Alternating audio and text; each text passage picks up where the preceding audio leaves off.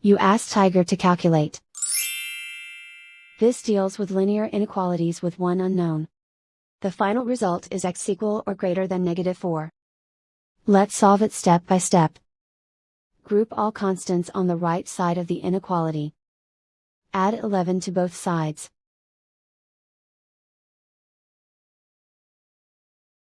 Group like terms.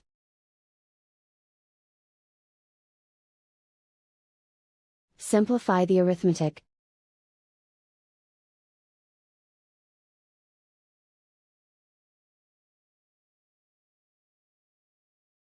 Convert the x into a positive number.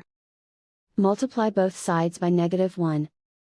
Whenever you multiply or divide by a negative, reverse the inequality sign.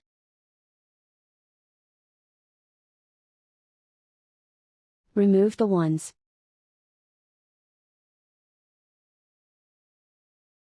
Simplify the arithmetic.